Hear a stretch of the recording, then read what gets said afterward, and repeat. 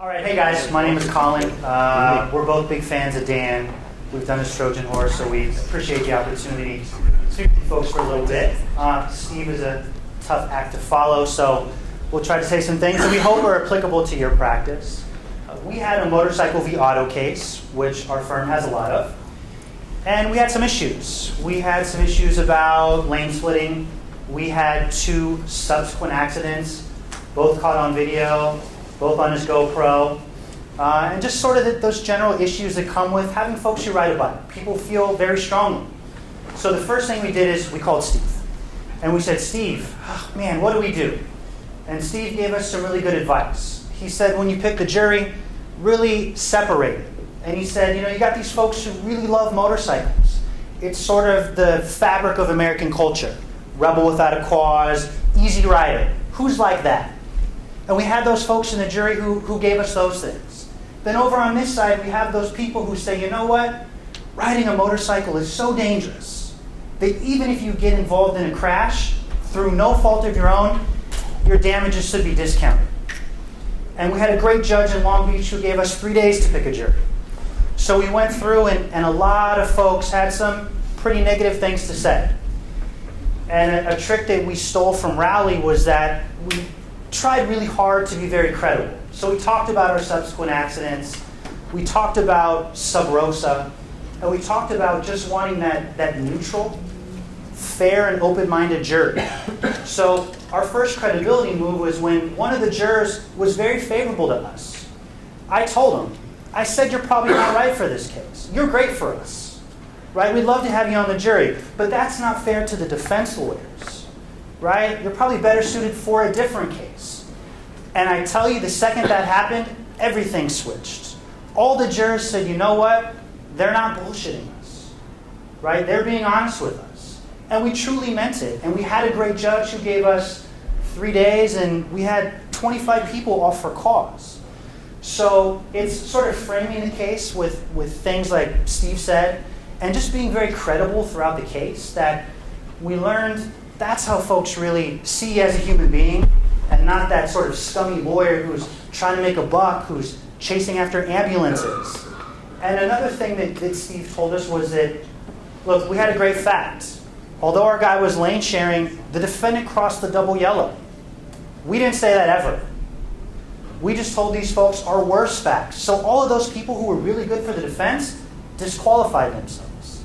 All those people who would be good for us and who would say, whoa, they crossed the double yellow line, they're for sure in trouble. They were still on our jury. Spence never talked about it. And then when Jesse got up there in opening and dropped that bomb, we knew the case was over. So I'll let Jesse talk a little bit about the opening. Sure. I think the big thing was we focus grouped this case like, I don't know, 5 or 6 times a Wilshire. And we'd go on Craigslist and just have 12 people show up. Ryan, that was here earlier, I don't know if Ryan's here again, but Ryan would set it all up. And we just run these ads on Craigslist, offer people $20 an hour, do it for 3 hours at a time, no pizza, nothing else. They come in, and we focus grouped Dyer, we focus grouped the opening, we focus grouped the evidence, we focus grouped liability because we got real questions of it, because the way the CHP officer put our client, the diagram had our client driving through the double yellow lines, because there's 2 sets on the 405. And so instead of putting him right in the HOV lane, which would have been better, we put him in that double yellow line in between. And if you're in that area, there's rules about lane sharing. So there's like a 10-mile-an-hour differential. You shouldn't be going 10 miles an hour faster than the car you're lane sharing with. Our argument was he's fully in the HOV lane, and therefore he has to stay within 10 miles an hour of the cars in the HOV lane. If he was with the number 1, number 2, number 3, then he'd have to stay within that 10 miles. So it was really important to put him in that HOV lane. The CHP officer didn't do that, but the CHP officer was all speculative, right? It was all speculation. So we knew that as long as the jury was focused initially on lane splitting, lane sharing, and they hadn't heard about this double yellow line thing, that they were really with us once they heard it. So in the opening statement, that was the first time it got presented. The defense didn't want to bring it up. They never said the words cross the double yellow once, but it was by focus grouping. We found it was such a trigger, it was just immediately they were done, liability was established. So we waited till opening and did it. I am in total agreement with what Steve said about winning and opening statements. our PowerPoint presentation was like 300 slides long, and it told the entire story, all the way through the crash, all the way into the medical evidence, the causation. We had all these different issues with the fact that our guy eventually developed CRPS and he had to have a spinal cord stimulator, but he was taking gabapentin for like a year before that, and the gabapentin was giving him good pain relief, and he just made a choice not to have it. He chose to have the spinal cord stimulator after having a trial. The big problem was, in the medical records, at the end of it, the pain was still a 2 out of 3. So his pain scores remained the same. So they are arguing, well, why did you get this $1 million device when your pain scores didn't get any improvement to them? So that was a big issue, right? So we knew that, and so we made sure they understood in the PowerPoint in the opening that a spinal cord stimulator is only good for relieving the Chrisp pain. It's good to relieve the sympathetic nervous system pain, but it doesn't relieve the underlying orthopedic injury pain. It doesn't relieve the underlying soft tissue damage from the initial fracture, and that is actually secondary pain, so it just unmasks it. So we kind of put those facts together and explained it in opening. What else is interesting? I think the other thing is the defense, in our case, they really had blind spots. They were really insensitive. I think everyone's seen that. Oh. Yeah, exactly. Yeah, really shocker there, right? So they were just really insensitive, and they had no idea what the dynamic that was being created with the jury and the bond. And after opening statement, like, their opening statement was garbage.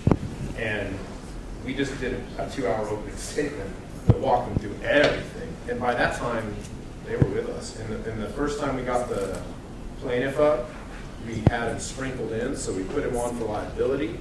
He got to connect with the jury. They got to hear him. They got to see he was a good person who wasn't there to do any type of shady stuff. He was just an honest guy and had something bad happen to him. And they didn't get to cross him on any parts of damages. So he got to go in for liability. Then we put him on later for damages, and that really helped solidify their bond with him. And they gave us a really good verdict. So, congratulations. What's a very good verdict, Jess? $3.375 million. Wow. And what was the offer? On a $350,000 offer. See that? They call him 10x Jesse Colin. It was good. Hey, who helped you? Dan Ambrose helped a lot. No. Oh, Steve. Wow. Well, Dan Ambrose helped. I don't know. Who do you want me to do? you told me more than second help. I just said that. We just talked about it. Oh. Steve, the other thing Steve told us, which I completely agree with, was we got rid of, like he said, the life care plan. There were so many parts of that life care plan that we got.